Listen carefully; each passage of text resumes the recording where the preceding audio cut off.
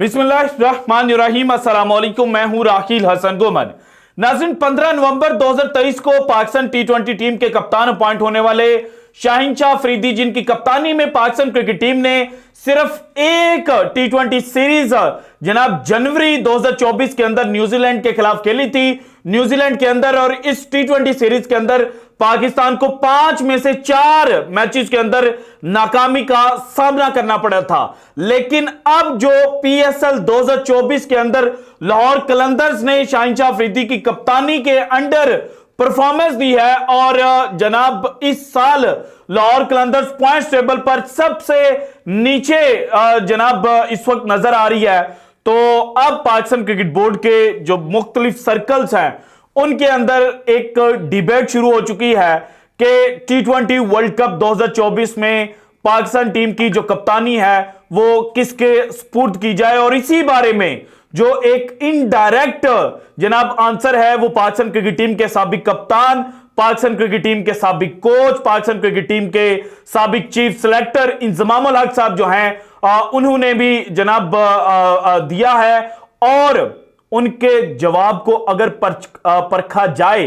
तो फिर जनाब टी20 वर्ल्ड कप 2024 में शाहीन शाह अफरीदी पाकिस्तान टीम की कप्तानी करते हुए नजर नहीं आ रहे। So all in all Inzamam की स्टेटमेंट क्या है, पाकिस्तान टीम की कप्तानी किसके स्पुर्द की जा सकती है, बाबर आजम और मोहम्मद रिजवान के दरमियान अब क्या मुकाबला चल रहा है, ये सारी डिटेल जनाब 1 बाय 1 करके मैंने आपके साथ शेयर करनी है। इसके अलावा जनाब 24 नवंबर 2023 को पाकिस्तान क्रिकेट टीम के स्टार ऑलराउंडर इमाद वसीम साहब ने अचानक एक ट्वीट की थी, और उस ट्वीट के अंदर उन्होंने बताया था कि वो इंटरनेशनल क्रिकेट से रिटायरमेंट अनाउंस कर रहे हैं। और जब इमाद वसीम की रिटायरमेंट की खबर सामने आई थी तो मैंने एक वीडियो की थी जो गालिबन 24 नवंबर को की थी या फिर 25 नवंबर को की थी। उसके अंदर मैंने आपको बताया था कि टी20 वर्ल्ड कप 2024 से पहले इमाद वसीम साहब जो हैं वो अपनी रिटायरमेंट वापस ले लेंगे। और अब इमाद वसीम ने जो कल रात परफॉर्मेंस दी है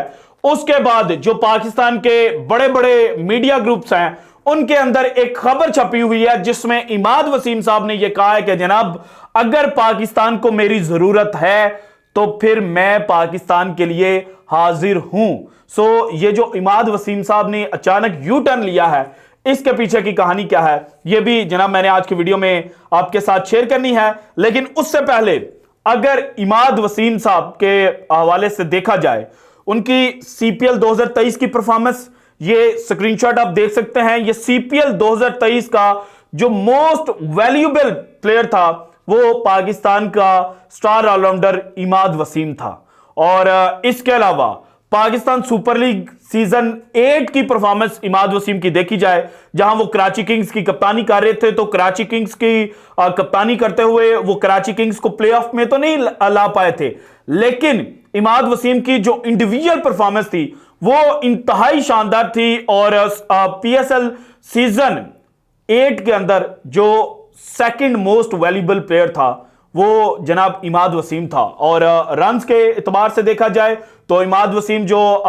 बेहतरीन और अच्छी बल्लेबाजी करने वाले खिलाड़ी थे उस लिस्ट में शामिल थे। बॉलर्स की लिस्ट में देखा जाए तो वहां पर उन्होंने जो जनाब विकेट्स हैं वो भी हासिल की हुई थी। लेकिन अब 2024 का जो सीजन है इसमें इमाद वसीम साहब बैट्समैनों की लिस्ट में तो कहीं नजर नहीं आ रहे, क्योंकि जनाब परफॉर्मेंस उनकी मोहम्मद आमिर ने अपने बल्ले से जो रन्स बनाए हैं उससे भी कम रन्स इमाद वसीम के खाते में हैं। लेकिन जो बॉलिंग डिपार्टमेंट के अंदर इमाद वसीम ने परफॉर्मेंस दी है उसमें विकेट्स वाला जो कॉलम है उसमें विकेटों की तादाद कम है, लेकिन मोस्ट इकोनॉमिकल बॉलर्स जो हैं जिन्होंने मोर देन 20 ओवर्स फेंके हैं उसमें सेकंड नंबर के ऊपर है इमाद वसीम, जिन्होंने जनाब 6.83 की इकॉनमी रेट के साथ जो बॉलिंग है वो की है, और सिर्फ 7 विकेटें इनके खाते में आई हैं। जबकि जो मोस्ट इकोनॉमिकल बॉलर है पीएसएल सीजन 9 का वो शुएब मलिक है, जिन्होंने जनाब 22 ओवर्स गालिबन फेंके हैं और 6.33 की इकॉनमी रेट के साथ 6.39 की इकॉनमी रेट के साथ इन्होंने बॉलिंग की हुई है। लेकिन विकेट्स वाले कॉलम में सिर्फ 2 विकेटें शुएब मलिक के खाते में हैं। सो अब इमाद वसीम ने जो बिजनेस एंड है पीएसएल सीजन 9 का, उसके अंदर जो परफॉर्मेंस दी है, जो क्वेटा ग्लैडिएटर्स के खिलाफ लास्ट नाइट इन्होंने जनाब 3 विकेटें हासिल की थी कि पावर प्ले के अंदर इन्होंने क्वेटा ग्लैडिएटर्स की जो बैटिंग लाइनअप है उसको रेत की दीवार साबित करके रख दिया था। तो अब जनाब इमाद वसीम साहब की यह स्टेटमेंट आना कि जनाब वो रिटायरमेंट विड्रॉ करने के लिए तैयार हैं, अगर पाकिस्तान को उनकी जरूरत है तो वो पाकिस्तान के लिए हाजिर हैं। और जो एग्जैक्टली उन्होंने स्टेटमेंट दिया ना कि I made a name for myself for playing for Pakistan and if my country needs me I will be available, if not I have no issues with that. और फिर साथ ही इन्होंने यह भी कहा कि शाहीन शाह अफरीदी ने इनको कॉल की थी जब इन्होंने रिटायरमेंट अनाउंस की थी, और उस वक्त मैंने शाहीन को कहा था कि पीएसएल सीजन 9 के बाद देखेंगे। अच्छा, अब ये जो इमाद वसीम साहब की रिटायरमेंट थी ना, और जो रिटायरमेंट वापस लेना है, इसके पीछे की कहानी यह है कि इमाद वसीम को जनाब कुछ लोग जो हैं उन्होंने ये अश्योरेंस दी थी, अश्योरेंस कह लें या जनाब उनके कानून में यह बात डाली थी कि बाबर आजम कप्तान नहीं रहेंगे, और बाबर आजम कप्तान नहीं रहेंगे तो आप जनाब व्हाइट बॉल फॉर्मेट के अंदर पाकिस्तान टीम की कप्तानी कर सकते हैं। लेकिन फिर all of sudden Shaheen Shah Afridi की एंट्री होती है और 15 नवंबर 2023 को शाहीन अफरीदी को कप्तान अपॉइंट कर दिया जाता है। उसके बाद इमाद वसीम, जिनका T10 लीग जो अबू धाबी में होनी थी जनाब नवंबर के आखिरी दिनों में, तब जनाब इमाद वसीम का वहां पर कॉन्ट्रैक्ट था और इमाद वसीम को कहा गया कि आप उस कॉन्ट्रैक्ट को खारिज कर दें और पाकिस्तान में जो जनाब नेशनल T20 कप खेला जा रहा है ये आप खेलें, और अगर आप इसमें परफॉर्मेंस देंगे तो उसके बिना पर आपको टीम के अंदर इंक्लूड किया जाएगा। अब वो इमाद वसीम साहब जिसके पहले ही 2021 के बाद से लेकर 2023 तक 2 साल इंटरनेशनल क्रिकेट के जाया हुए थे, उसने कहा कि भाईजान ये मेरे साथ आप क्या मजाक कर रहे हैं। तो इमाद वसीम ने जनाब प्रेशर के अंदर आकर जो रिटायरमेंट है वो अनाउंस कर दी। और उस वक्त भी मैंने ये कहा था कि जब ज़का अशरफ साहब का टेन्योर खत्म होगा, जो कि 4 फरवरी को खत्म होना था, जो एक्सटेंशन ज़का अशरफ साहब को मिली हुई थी, लेकिन उनका जो टेन्योर है वो जनवरी के अंदर ही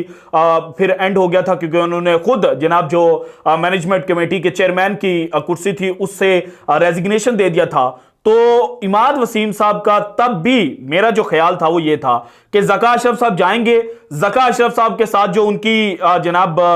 चेहरे मोहरे हैं, जो उनके एडवाइजर्स हैं, वो भी चूंकि घर चले जाएंगे, तो फिर इमाद वसीम साहब पीएसएल 2024 के अंदर परफॉर्मेंस देंगे और उनको एक कॉल की जाएगी और उनको कहा जाएगा कि आप पाकिस्तान टीम के अंदर आ जाएं। और कल रात को जब अभी इमाद वसीम की स्टेटमेंट नहीं आई थी तो मैंने वीडियो की थी, और उस वीडियो के अंदर भी मैंने कहा था कि जनाब पाकिस्तान क्रिकेट के जो बड़े हैं उनको अब जरूरत पड़ गई है कि वो इमाद वसीम को कॉल करे और उनको कहें कि जनाब आपकी पाकिस्तान क्रिकेट को जरूरत है। सो जनाब हमारी जो एक एनालिसिस था वो बिल्कुल ठीक पिन पॉइंट लगा है। हालांकि कुछ लोग हमसे नाराज भी होते हैं क्योंकि उनको लगता है कि एक वीडियो में हम जनाब इमाद वसीम की बुराइयां कर रहे होते हैं, इमाद वसीम के खिलाफ बात कर रहे होते हैं, और अगली वीडियो में हम इमाद वसीम के हक में क्यों आ जाते हैं, या फिर बाबर आजम के खिलाफ एक वीडियो में बात करते हैं, दूसरी वीडियो में बाबर आजम अगर कहीं पे अच्छा परफॉर्म करते हैं तो उसके लिए जनाब जो तारीफी अल्फाज हैं वो क्यों अदा करते हैं। तो भाईजान हमारा काम एनालिसिस देना है, हम ना किसी से पैसे पकड़ते हैं, ना हमारी किसी के साथ कोई पीआर कैंपेन चल रही है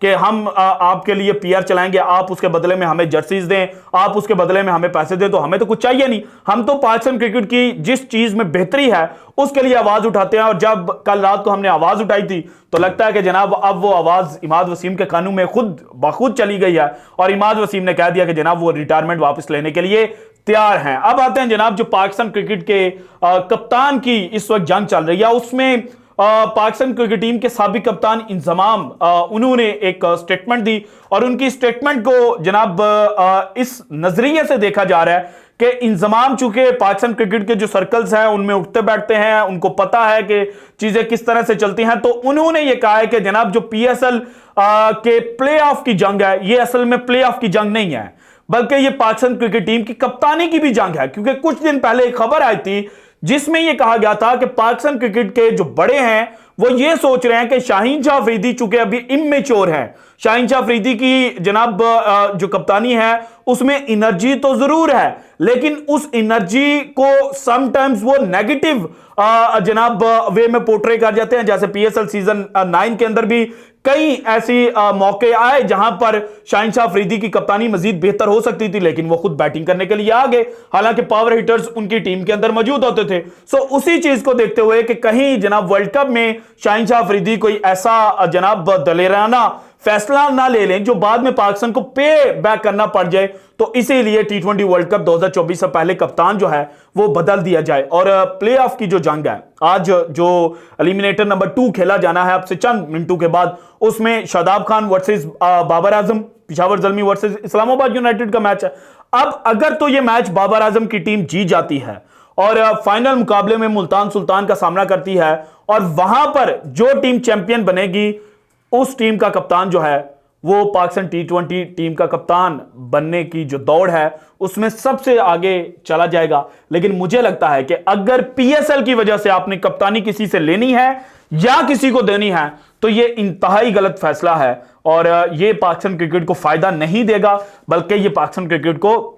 नुकसान पहुंचाएगा। क्योंकि पाकिस्तान क्रिकेट टीम के जो बड़े हैं, जो टीम के बड़े हैं, मैनेजमेंट के बड़े नहीं, जो टीम के बड़े हैं, उनके दरमियान पहले ही इख्तलाफात की जो खबरें हैं